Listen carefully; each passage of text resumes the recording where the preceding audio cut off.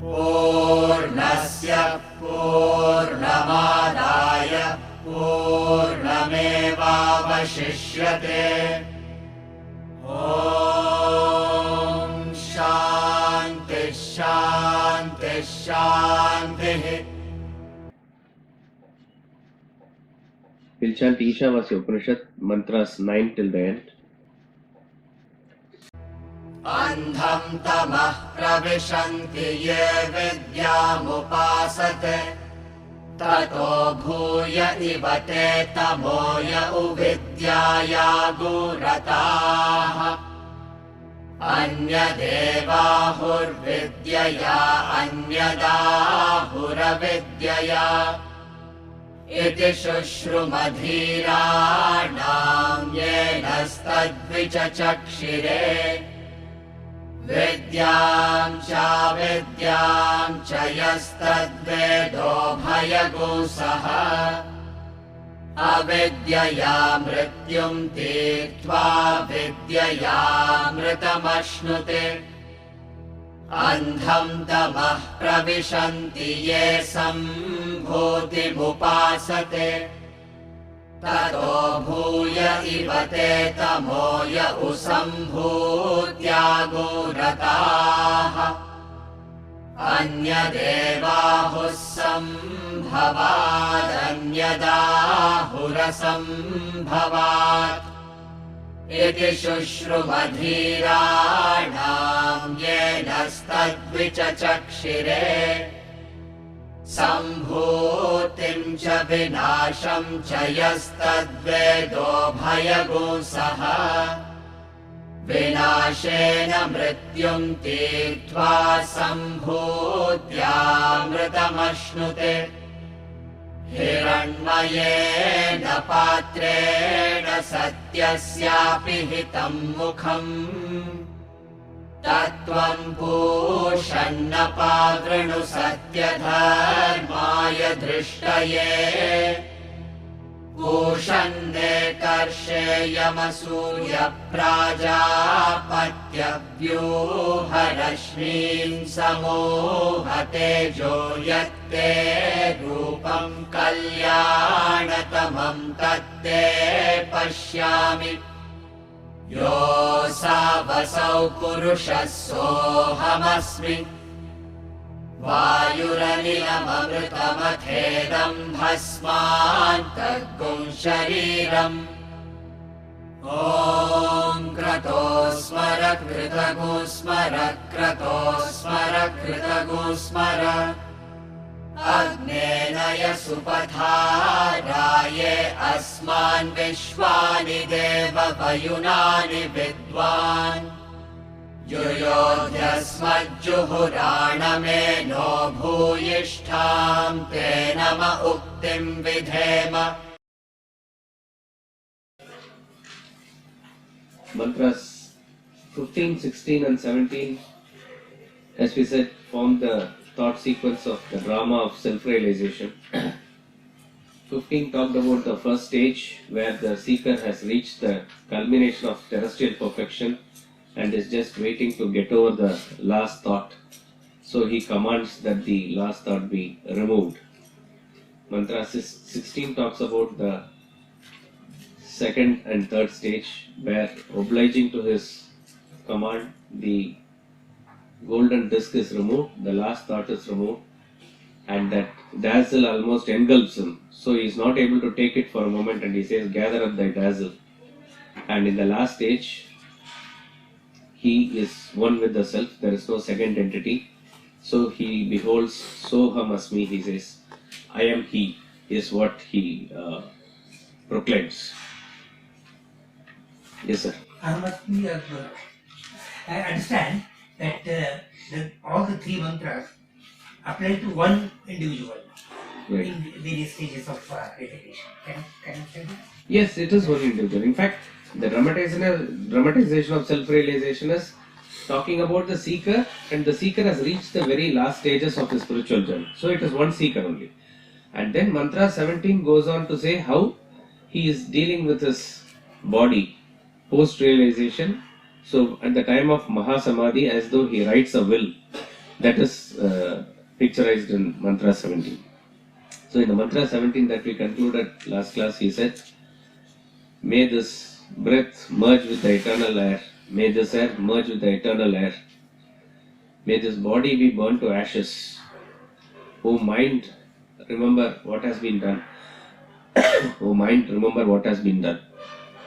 So he is as though detaching himself, disassociating himself from the all koshas or all the sheets that has been enveloping so far.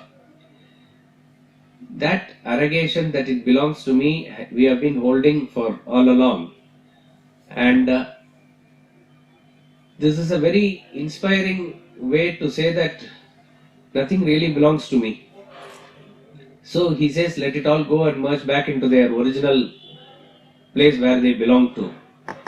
So the ashes and the breath refer to the Annamaya and the Pranamaya. 2 times the repetition of Kratagum Swara, Kratoswara can refer to the mind and intellectual sheaths. And also he says that remember what has to be done means with reference to merger of the mind and intellect, it has already happened. So he asks just to remember that. And all the deeds that has been done means so far the mind has been only attuned to the self. Therefore, even at the last moment where the thought is attached to his body as it were, the thought of that seeker it has no other place to go to except to the self. So he says, oh mind, remember that, or mind, remember that. And then we concluded by saying that this life of a self-realized person post-realization till his Mahasamadhi is explained by the concept of Prarabdha Vasanas. Prarabdha Vasanas is something that even a jnani cannot escape. He has to go through. So by definition, Prarabdha Vasanas are those vasanas that you exhaust just by experience. You have already paid the price for it and you have to just go through it. And once that is over, you are freed from it.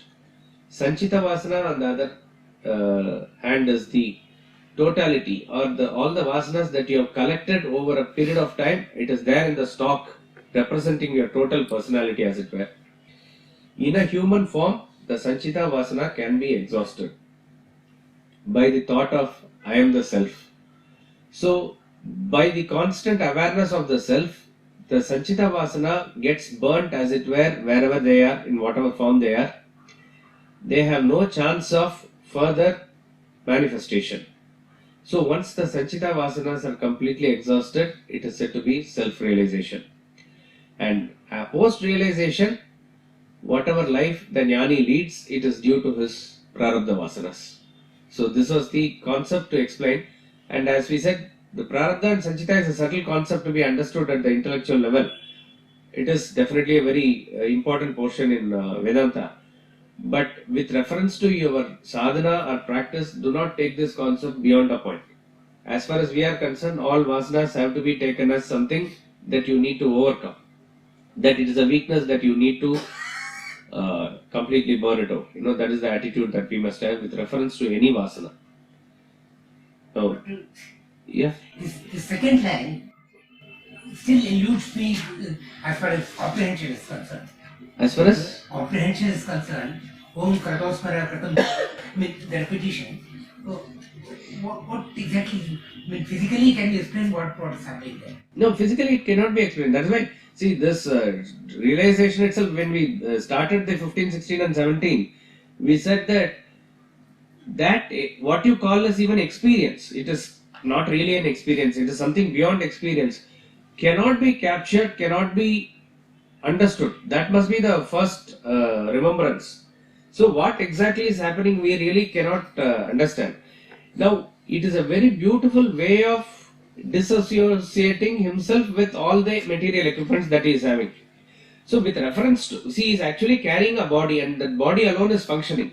When the body is functioning, body always contains a mind inside. That is why it is called as a gross body. Otherwise, what is the difference between a gross body and a physical body? What is the difference? Gross body and a physical body. Physical body contains the mind also? No, need not. You can say this table also has a body. You can say that. A dead log of wood is also a body. A dead body is also a body. It is a physical body. When do we say it is a gross body? When it is a gross body, when it is grossified by the mind. So, when a mind sits inside it, it makes it function, it becomes a gross body. See, technically speaking, the gross body and physical body are the same as far as their material composition is concerned, correct? But we use the term gross body for a living body where the mind is there. So, as far as a jnani is concerned, his gross body is functioning in the world from our perception. It is there.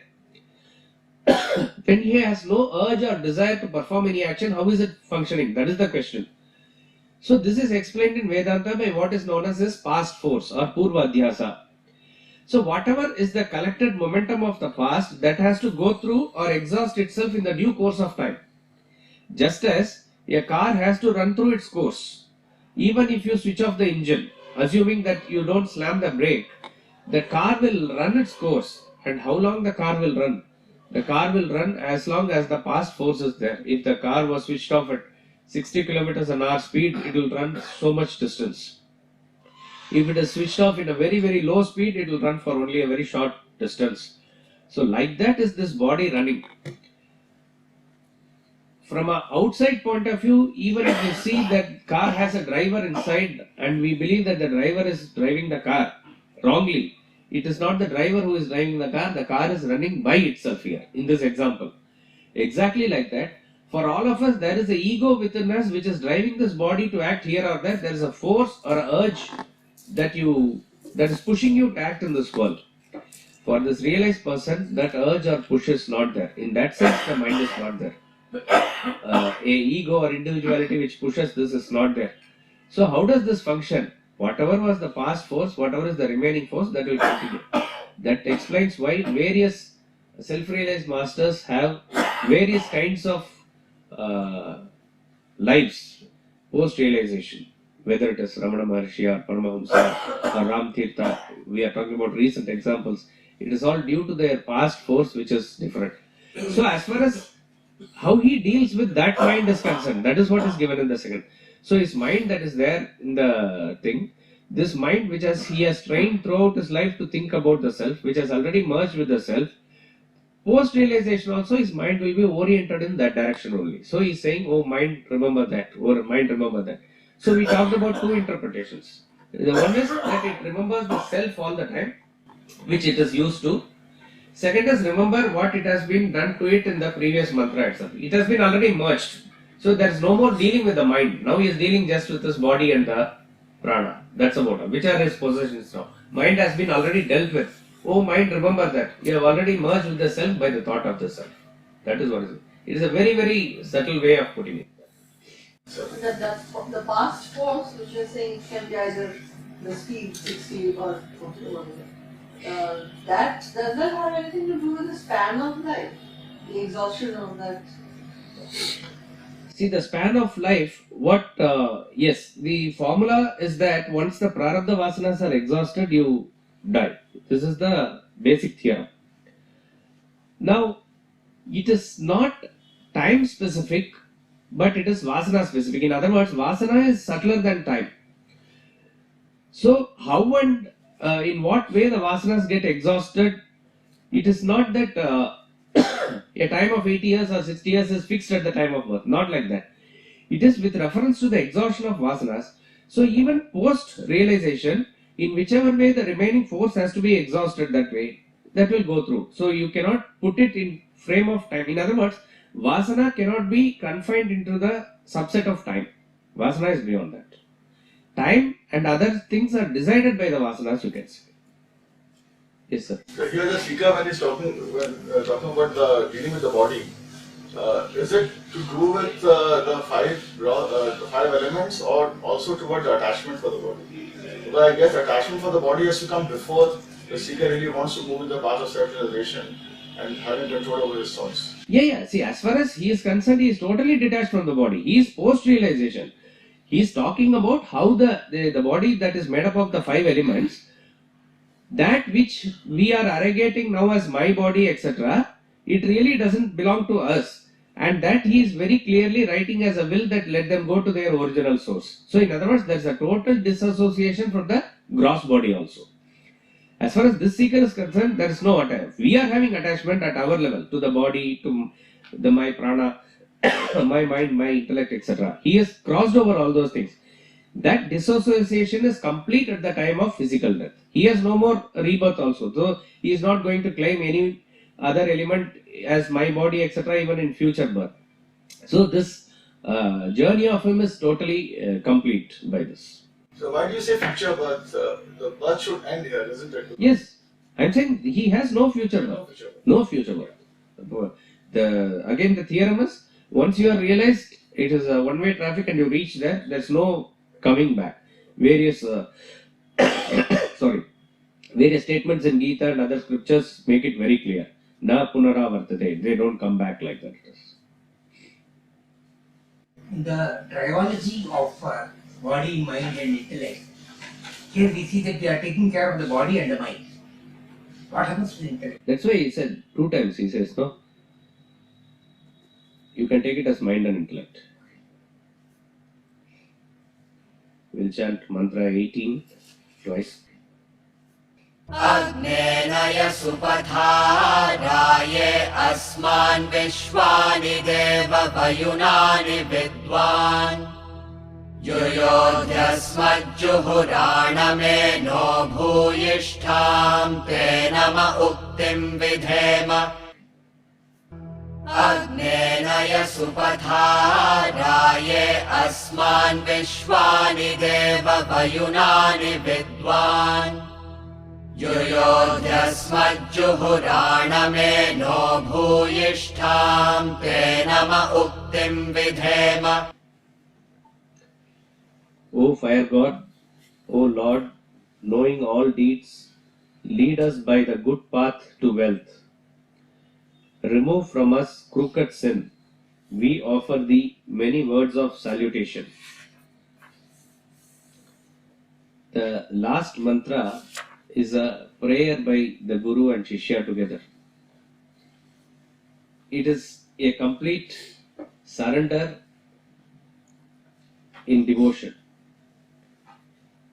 In the Vedic times, they all had fire god as the main god, and amongst various gods, fire was the main god.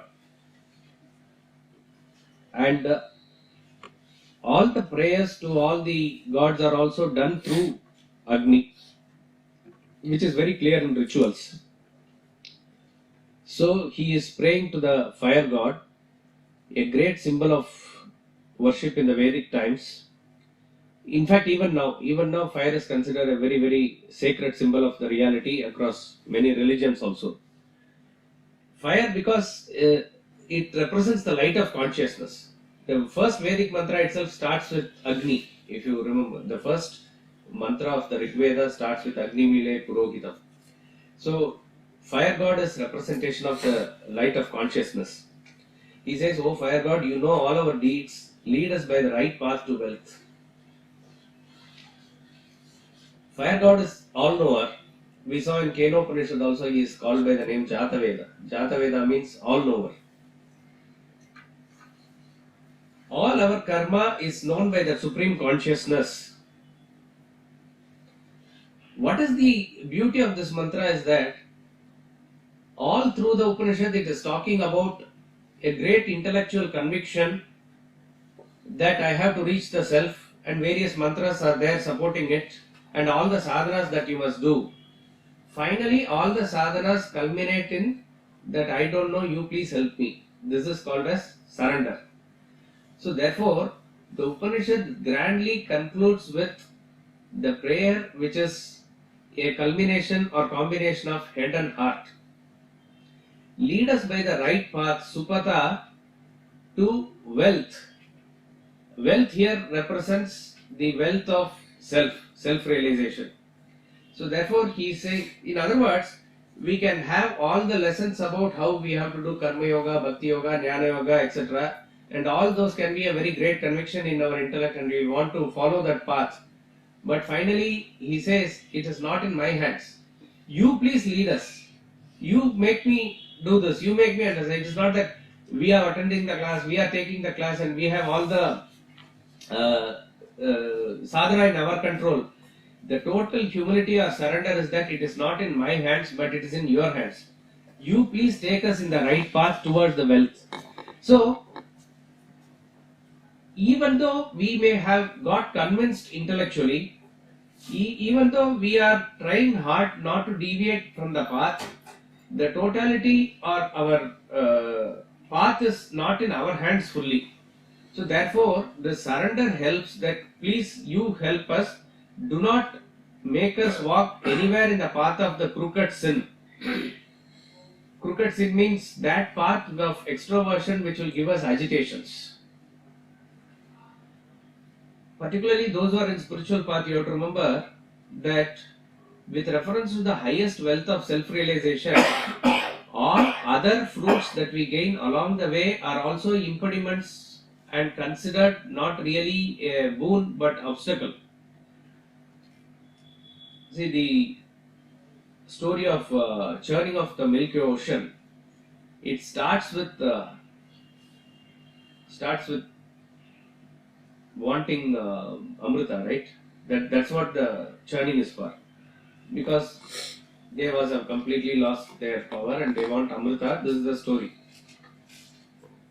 But what comes first is the Visha, which is poison. In the churning, when the Devas and Asuras churn the Milky Ocean with the Vasuki serpent and the mountain, what first is the poison. That poison is swallowed by Lord Shiva. What comes then? The very nice articles are coming from ocean, which is the Airavata elephant, which is the Ucheshava's horse, which is the Shamantaka, the Kalpavruksha, various things, Mahalakshmi, all are coming out of that ocean. And then finally comes the Amrita. What does this aspect of the story represent is that when you churn yourself, the Milky Ocean represents your mind. And the sattvic mind, when you churn, the negativities come out first. That you deal like how Shiva deals with it, that you don't swallow it completely. You keep it here on the neck so that it doesn't affect your head or heart. And then afterwards, when you churn, you will get all the nice things in life unasked for. But for a person who is wanting to go towards self-realization, these things are also obstacles. The good things that you get in life.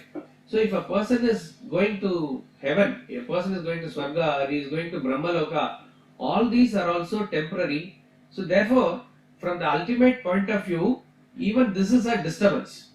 So the prayer here is, lead us to that ultimate wealth, which is self-realization. When he says, let us not get into any crooked sin, let us be very careful not to yield to even these things in life which will deviate us from this. So from the ultimate standpoint, even this is a sin. Sin means that will agitate you. Agitate you means it will take your mind away from it. To that vacillation, to that extent it is there, it is a disturbance. So let our mind not be dragged away into this. However much you have the intellect and power and awareness to control it, sometimes it will elude. That's the power of Maya. We don't know. So therefore the surrender is that, oh Lord, please help us in this path. Only you can make us walk in this path and not make our mind deviate away from the set path that we are in. To you we offer very many words of salutations. Te nama uktim videma.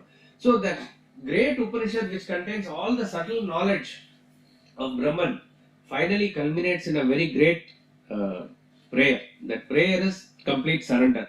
So the lesson here for us is that spiritual path is a complete mixture of head and heart.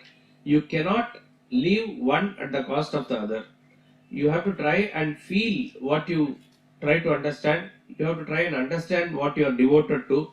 Both will take you together. All the great masters have shown this only. And not only that, this mantra is chanted in the rituals even today mostly. So, in whatever form, whatever sadhana that we do, remember that finally all those things must make you to go towards self-realization. Any ritual or any sadhana that we do is not an end in itself. It has to finally take you to that self only.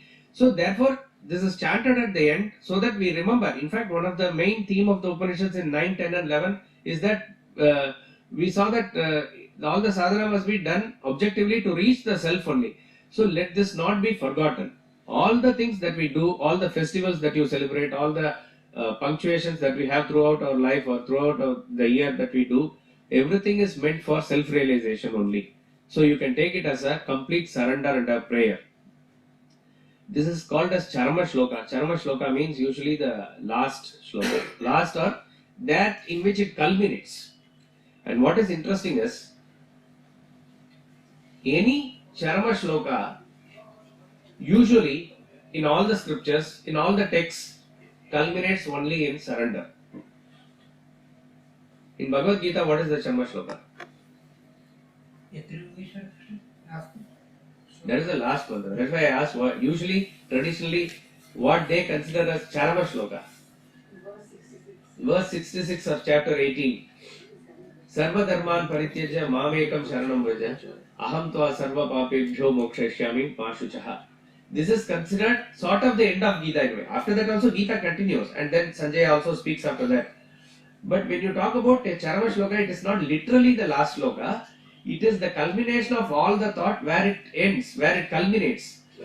That is a surrender. So in Bhagavad Gita also he says, set aside all the dharma and surrender unto me alone. Mamekam sharanam vraja.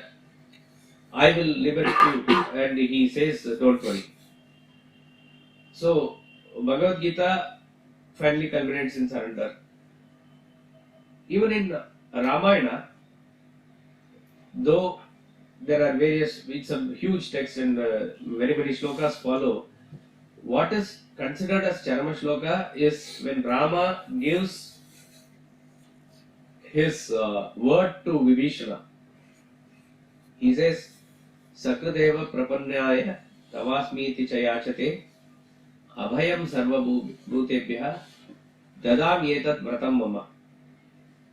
Even once, with devotion, if a person says, I belong to you, Rama, I will give him abhayam. Abhayam means protection. Dadami etat vratam mama. This is my vrata. This is my vow. This he is having as his conviction. This is what Rama says. This is considered the Charama Shloka of Ramayana.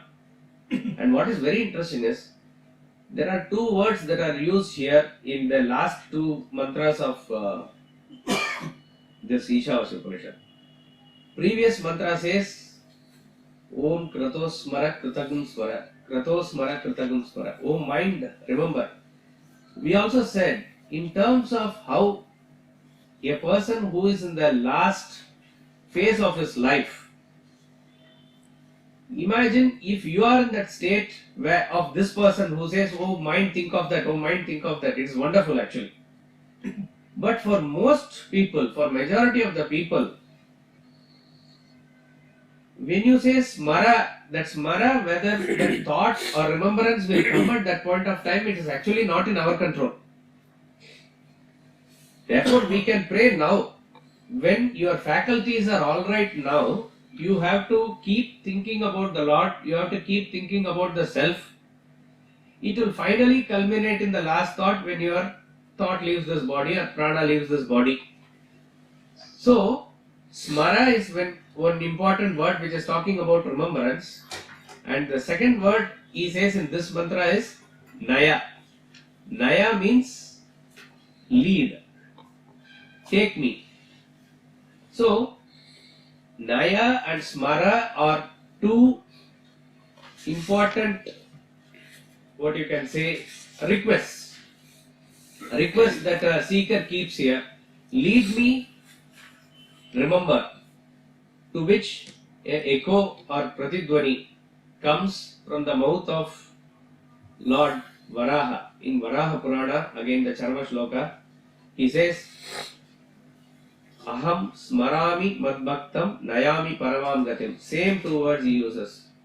What is interesting is, he is assuring Bhudevi, his wife, who in Varaha Purana the story is that Bhudevi is taken away by Hiranyaksha and Lord in the form of wild boar fights and retrieves.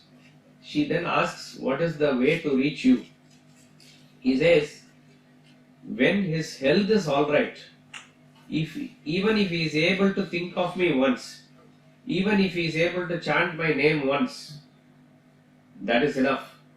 At the last breath where he is lying as a stone or as a dead wood, where he is not able to consciously function by himself, that time he says, Aham smarami madbhaktam nayami paramam gatim.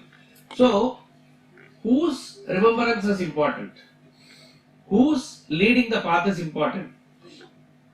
Actually, if he remembers, it is a guarantee that he will come and give you whatever has to be given, for which you have paid the price earlier. You must have paid the price earlier. So the assurance is given by the Lord that if you are able to do that properly when your senses are alright, when you are not able to do at the final stage, don't worry, I am there.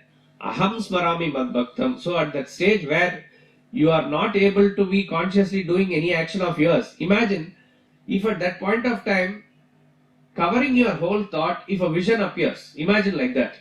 At that point of time, where else can your thought go? Suppose your thought is completely filled by something else, okay? At that point of time, even if you want somebody standing here, your relatives are there, or grandson, grandchildren are there, the thought, he says, I will cover everything and make sure that my thought alone is there. That he will do because I remember my bhakta, because he has already called me before. This sort of a very great compassionate words are given, and that is why these Puranas and other things are very, very soothing for us. It is there for everybody to, to walk in the path. Now, this is not a license to do everything and then finally only once I have said and last he will come. The whole idea is to make yourself surrender when your faculties are functioning well. So then he takes it as an incentive. He takes it as an incentive that it becomes his responsibility, his duty to come and protect you. Aham smarami madbhaktam nayami paramam gatim. So you find that in various scriptures and various texts, it culminates finally in surrender only. All the classes that we do, all the studies that you do, all the development of intellect, awareness, everything must finally culminate in only Sharanagati. Sharanagati means a surrender, you can say in English. Sharanagati means you fall at the feet. That's the literal meaning of it. This one is from Sorry? which Purana is this? Varaha Purana. Varaha Purana, he says. Therefore, what is the purpose of all our sadhana is that we have to make ourselves qualified for this surrender. Ramayana again is a great text which talks about surrender. In various places also it comes. There are in Ramayana 6 kandas, 7 kandas are there, 6 main kanda and 7th is the Uttara Kanda. In Balakanda, the surrender is that of Devas to the Lord Vishnu, where they say that they come and surrender, that they are not able to take the atrocities of Ravana anymore, so they need protection. It is a form of surrender there. In Ayodhya Kanda, the surrender is that of Bharata to Rama. Bharata comes and surrenders and says Rama should take over and he has to come back and rule the kingdom.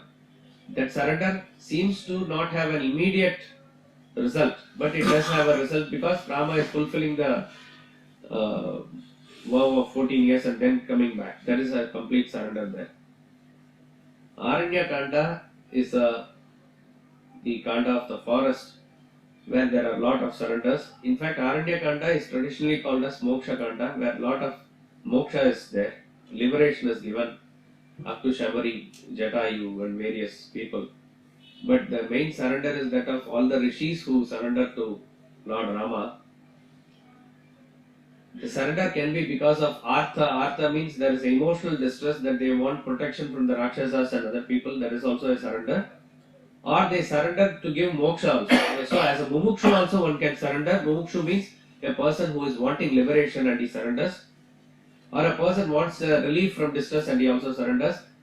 And what is interesting is Rama to the rishis doesn't take the stance of that I am protecting or something. He says that you have given me opportunity to serve. Like that he helps them and moves along. In the next kanda, Kishkinda kanda, the surrender is interesting. It is Rama who surrenders to Sugriva. That is the external act of surrender. Actually, he makes Sugriva surrender unto him later. So he says it is Sugriva who is going to protect me and get me back my wife, and I surrender unto Sugriva, he says, which is a apparent contradiction as it were. So this is how the Lord comes down and helps you. And what is the quality that Sugriva had? In fact, Sugriva even did not have full faith in Rama, if you know the story. To him, Rama proves himself, go all the way, and he does everything that is required. Finally, Sugriva, who comes to him because of he has lost his kingdom and wife, moves beyond all those things and becomes a great bhakta also later on. All that is because of his association with Hanuman. That's all. That is the only explanation given. Hanuman is the Sadguru there. With his recommendation, whoever is associated with him, the protection of Lord is there as complete. And then in the Sundarakand, the surrender is that of the story of Kakasura comes there. You know that story, right? There is a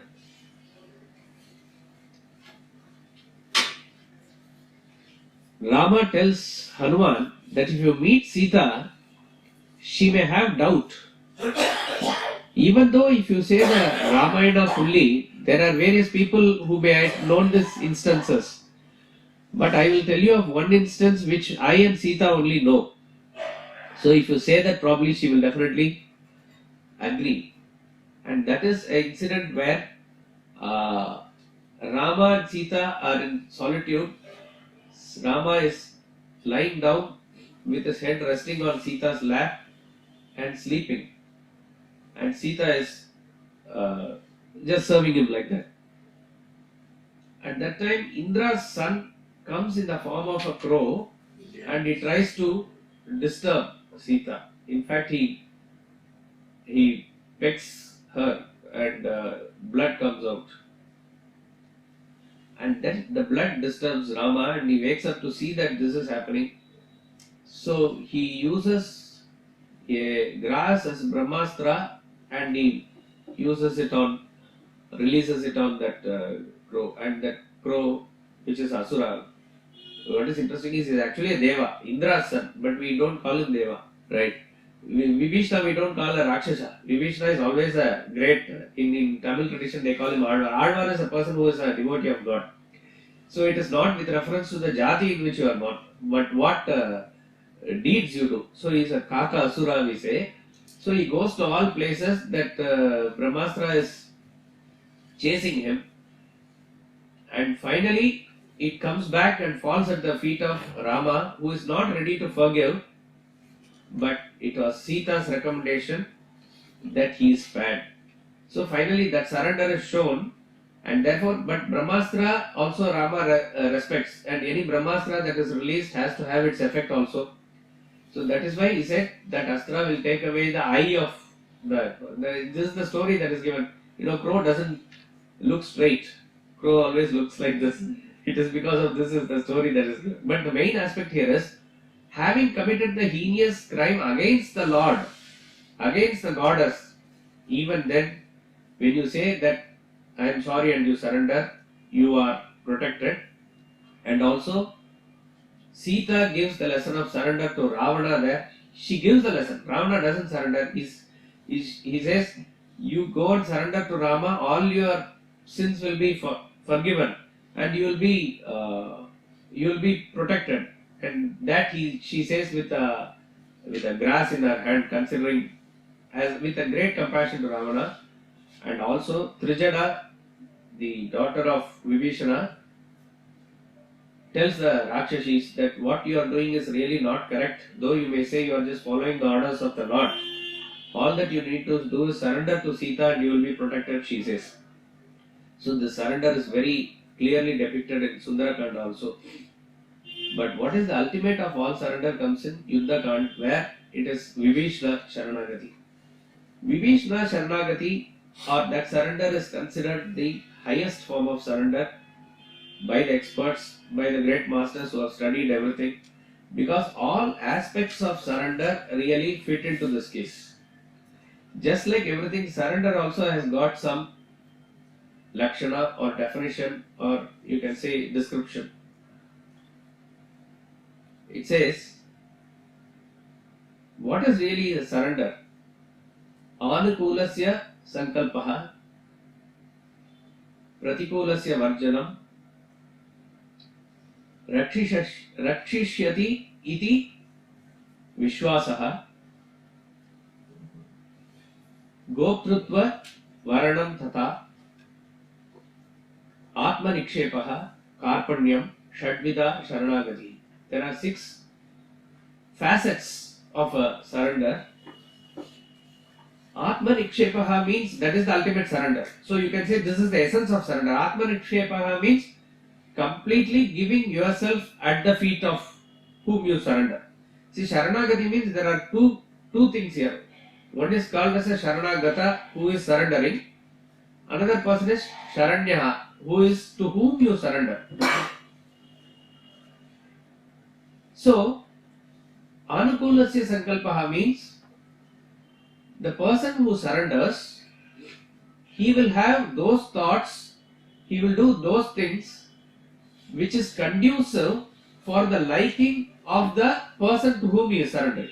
What is given is very interesting. This portion of Vibheeshana Sharanagati, which is explained by the 6 facets of surrender, is also termed as Shuddhanta Siddhanta. Shuddhanta means it's actually what you call as Antapura. Antapura means the harem, the place where the royal queens are there. That means the surrender is actually how a good wife has to do with a good husband in terms of a traditional way in which we understand the husband-wife relationship. That is called as a true surrender. So Anukulasya Sankalpaha means she will do those things what is only conducive or favorable from the husband's point of view. Similarly, a person who has surrendered, he will think in terms of what is really conducive or favorable from the point of view of the Lord. So a devotee, when he performs anything, he doesn't do anything because it is said in the Shastras or it is going to give him punya or papa. All these are not his concern. If I do this, will it please the Lord? This is his only concern. If I do this, will it please the Lord? So therefore, what is pratikula? Pratikula means that which is conducive, that which is agreeable. That which is agreeable to him alone, I will think, I will surrender, I will do. Pratikulasya varjanam. Therefore, what is opposed of it, I will not do. I will avoid from doing that. In terms of Vibheeshana, he told Ravana that we need to give Sita back to Rama. What is actually correct and what is right from Rama's point of view alone, he thought, though he was surrounded by people who were not agreeing to his view. So what is right and what is the right thought, that alone he had. Pratikulasya varjanam means when the time arose that it is not conducive to be there, be it his own brother, be it his own all other his jati, his rakshasas, everybody there, he was ready to leave them and move away from them.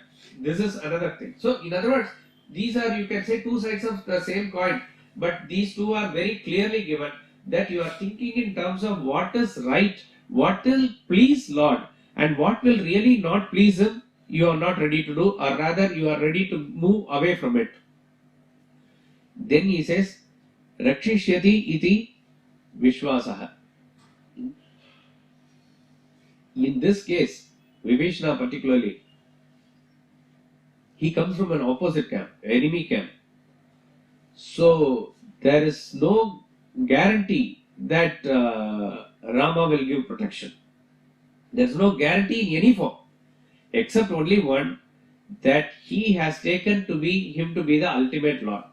So that Vishwasaha means that complete faith that he will protect me. That is a complete faith that the girl thinks whoever my father has chosen, he is there to protect me. With that full faith, she enters the other household. Like that, exactly the same way, this person has been given in hand to the person, the other person is there to protect me. There is no doubt at all. So, in surrender, there is absolutely complete faith. There is no iota of doubt also. This is called as Dhrida Vishwasa. Dhrida Vishwasa means a complete faith. And then he says, Goptrutva Varanam Tata. The person to whom you are surrendering, he is also a smart person. He is a person who is capable of protecting you. See, suppose if there is a very well-built person, okay, he is running on the street because a buffalo is chasing him. A wild buffalo is chasing him and he is running. And suddenly he comes and falls at the feet of a very old man who is not able to walk himself. And he says, please protect me. With all the attitude, humility, surrender, everything he surrenders also, that cannot be called as a perfect surrender, because the person to whom he is surrendering is not capable of protecting him. He himself has to protect himself. Now, in this case, with reference to this, we are talking about surrender to the ultimate reality. He is there to protect us in all situations, in any sort of level that we are. He is there to protect us. How will this come to us? See, that is the previous quality we said. You must have that Vishwas. But you are also choosing that right person who will protect you. This can come only through proper grace of Guru. The Guru who is introducing you into the spiritual path and he is showing to the Lord.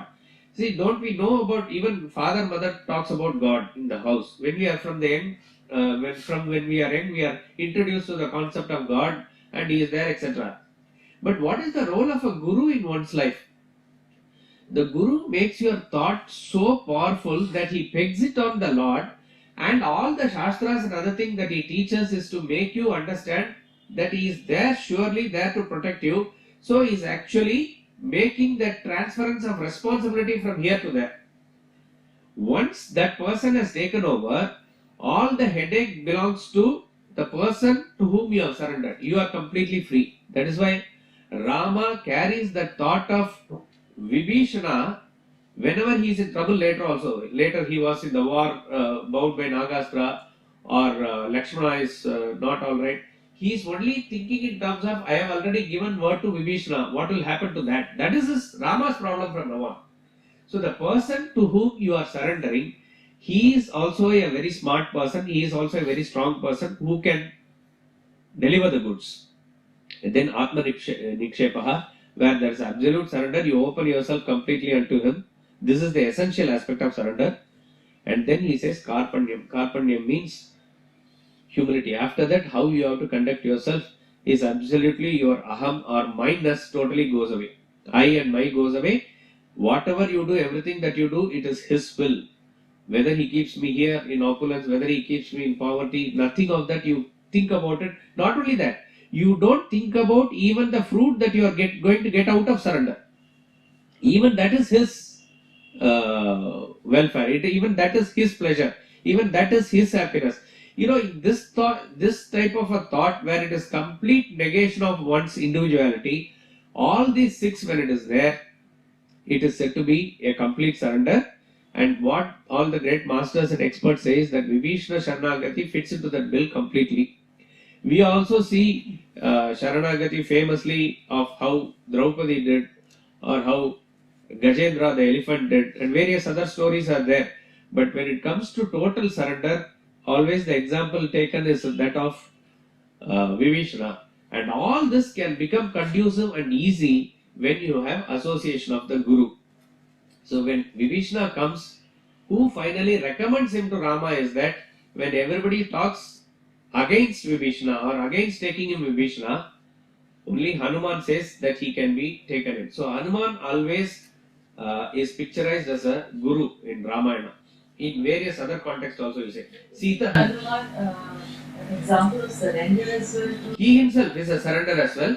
But in terms of symbolism of characters, we say he who acts as the bridge between individual and the Lord is a guru. So Sita is an individual who is there in Lanka, and Rama is the Paramatma who is here. Who makes that bridge? So Hanuman as an association with Sugriva, though you can say he is his minister like that, but in real terms, it is more than a satsang, it is Guru's association that is being attributed to Hanuman. That is why this Sharanagati we say not only to the Lord, even to the Guru you say we surrender. So that surrender, in other words, we don't picturize Guru as something different, and that role of the Guru is he makes sure that this individual is firmly secured in the hands of the Lord. Yeah, but what about his relationship with Rama? His relationship with Rama is very clearly given in words of Hanuman himself. He says, Deha bhavena dasosmi, Jiva bhavena tvadamshakaha, Atma bhavena tvamevaham. If I consider my body, I am your servant. If I consider my jiva, my ego, I am part of you. But if I consider my atma, I am you. So that is why probably equivalent to Rama, if there is a character which is worshipped in the Ramayana, it is Hanuman. In North India, there are more temples for Hanuman than for Rama. So Hanuman says, I and Rama are one and the same if I consider himself my Atma. But what is interesting is, it is very inspiring when this word comes from a proverbial Bhakta. There is no greater Bhakta than Hanuman. So therefore,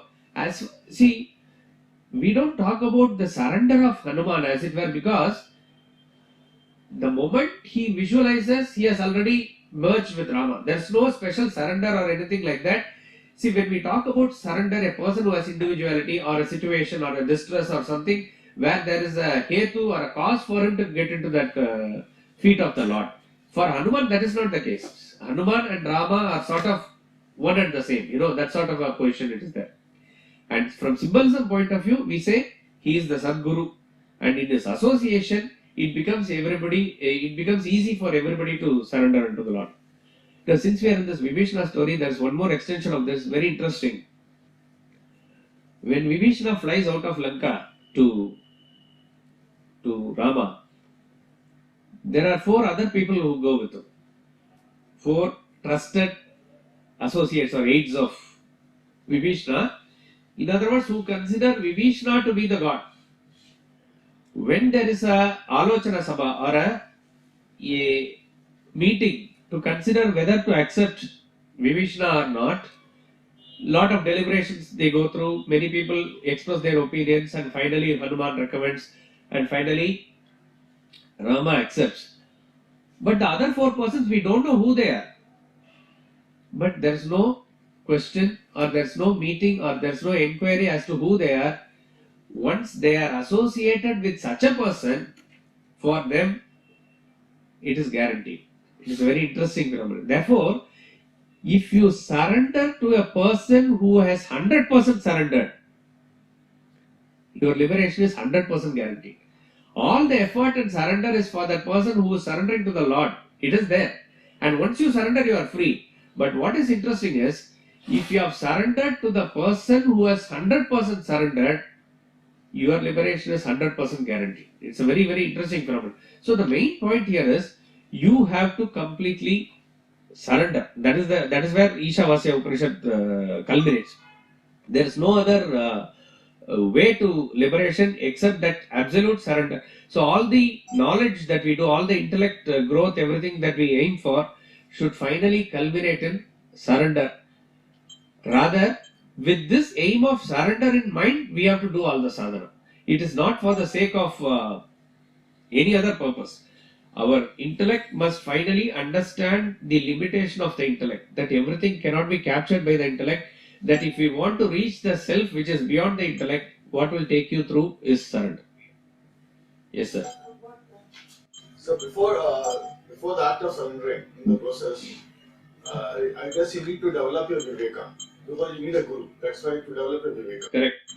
So, but in case of bhakti, you need to develop your viveka.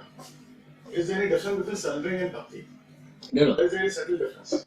Surrender is an aspect of bhakti only. Bhakti ultimately culminates in surrender. So surrender is the ultimate bhakti. So, but for bhakti, you don't need to really develop viveka, or you just kind of development of viveka is required for bhakti. Yes, see, act for surrendering. Viveka is defined as that which distinguishes between what is real and what is unreal. Okay.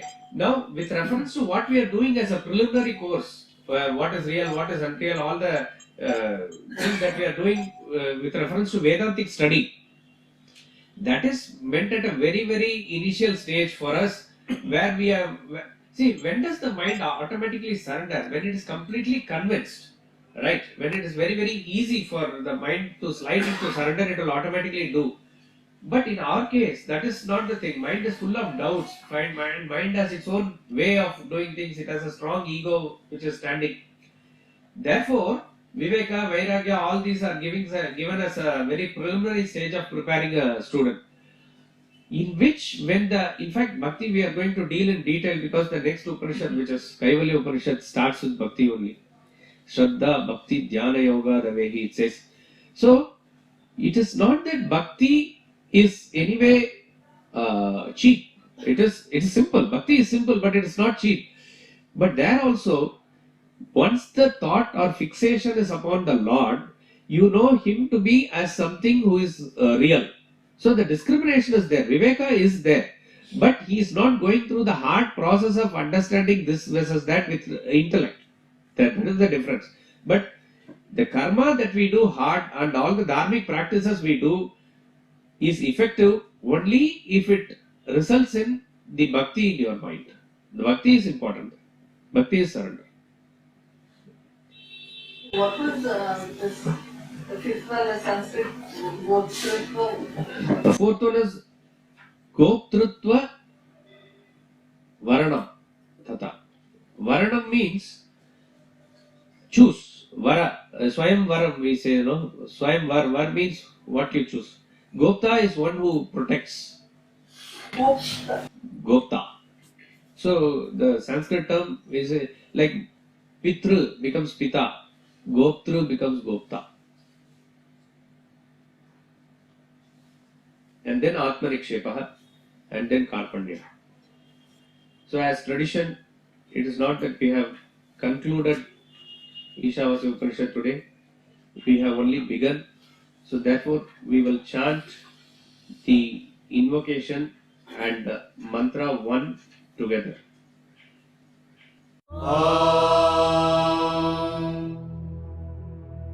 Poornam Adah, Poornamidam, Poornat Poornamudachyate, Poornasya Poornamadaya Poornamevavashishyate. Om Shanti Shanti Shanti. Om Ishavasya sarvam yatkincha jagatyam jagat tena tyaktena bhunjithamagridhah kasya swedhanam.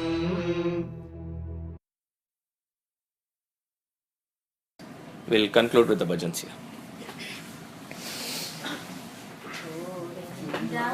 Madhava Gopala Keshava Govinda Madhava Gopala Keshava Jayananda Mukunda Ananda Govinda Radhe Gopala Jayananda Mukunda Ananda Govinda Radhe Gopala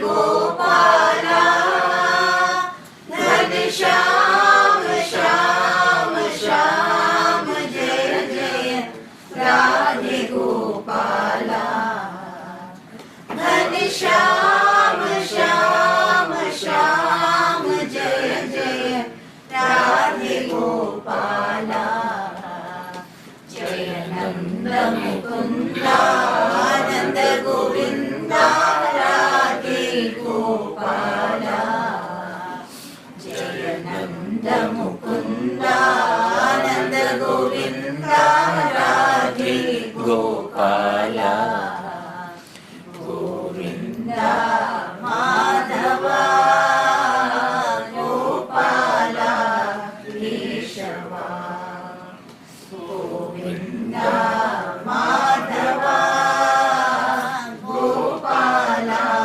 Keshava, Gopala Keshava, Gopala Keshava.